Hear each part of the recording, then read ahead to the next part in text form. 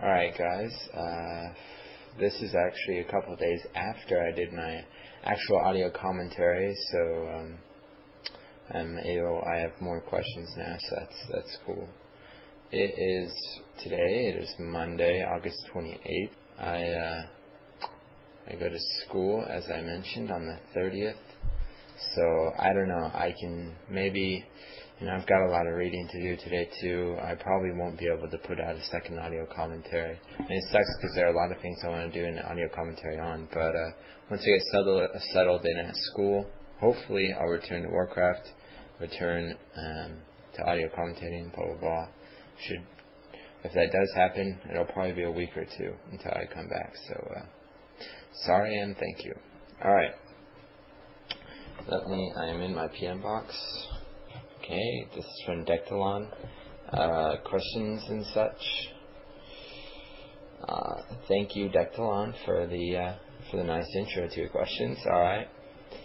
He says, first, I think you said the Sky was the first to use lumber mill build in the WCG, but as far as I know, Bjark used it long before that. Not that it really matters, but still.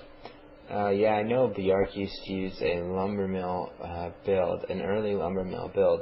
But if I recall correctly, I think Bjark's is quite different, because I remember a lot of discussion when Sky's first, when Sky's WCG games against Grubby. I remember there being a lot of discussion about his new build, and I think I got an argument with someone saying that it was the same as Bjark's build, and I remember them showing me that it wasn't, and they were right.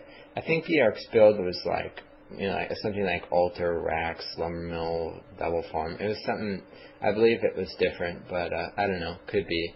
Regardless, Bjark used to make a guard tower, which is why he did it, whereas Sky makes an arcane tower, so there's at least some difference.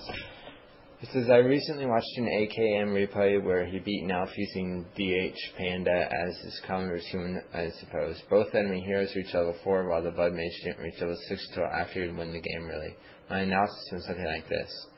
When human fights Dryads and Bears, a common counter is Casters Mortars with AM/MK. The MK is close to completely countered by the DH and the Elf Staff. The AM is close to completely countered by Dryads as long as he is using water elementals. What the Blood Mage can do in the matchup is to drain mana from the DH and Panda, the Panda being more important since he counters casters with Drunken Fire, and use it to either feed another hero mana or spam Flame Strike, which works as a counter to the Elf Staff since you can't staff out bears to hurt them all at the same time. If you have 4 to 5 Tier 3 mortars, no amount of Dryads can cost effectively counter them. Spellbreakers are hardly needed, maybe 1 or 2 to steal Rejuve, because Tier 3 priests and sorceresses can tank versus bears almost as well as the bears, and do almost as much damage. So my conclusion is that the Blood Mage combined with Slow can make the most common heroes assuming close to useless. You might say that the DH can just burn away the mana from the Blood Mage. After watching 14 games of Blood Mage usage on quite a high level, level 45 on Northern, you can feel pretty sure that it's close to impossible.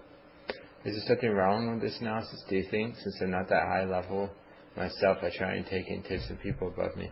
I try to advocate the advantages of the underused heroes such as Blood Mage and prove their superiority in certain matchups. For example, Blood Mage vs MK is close to a sure win for Blood Mage. MK will have time for one bolt, and after that he will spend most of his time void mana. This I have concluded from replays with Miou and Spell. And that's it for my theory crafting and whining. Have a good one. I hope you make another AC soon. I don't know. There's a reason why AKM isn't leaguing and why he's not a top player. It's that his playstyle isn't unbeatable, and I don't believe he's 100% against Night Elf. No human really is, but the point I'm trying to make is that when you do something like, let's say you go Blood Mage first against Night Elf. First off, creeping is going to be a bitch. Unless you do something like you straight tech like AKM does and you speed build and do a crazy militia creeping stuff. And when you do, you're making such a commitment when you're going something like Blood Mage first. You lack so much flexibility. I mean, you just lack flexibility entirely, which makes you totally predictable.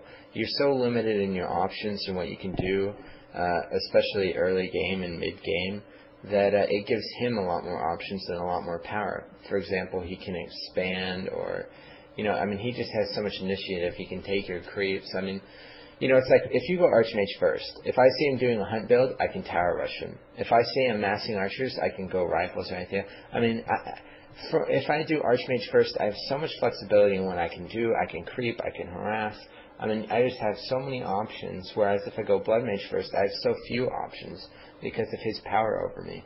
Admittedly, a level 6 Blood Mage is nice. I've watched quite a few AKM games too. I think he's entertaining to watch, and I think his strategy is viable, especially at a mid-level to, kind of high mid-level play.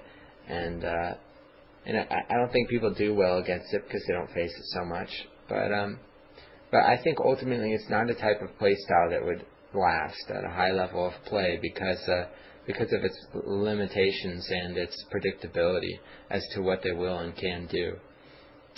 So that's why I don't think we see pros trying to emulate it. I mean, it's nice, I think theory crafting is great. It's one of my favorite things to do, but a lot of understanding of how something will work out and what it's like can only be taken from experience. You can't really figure it out by knowing certain facts. Like it can seem very basic that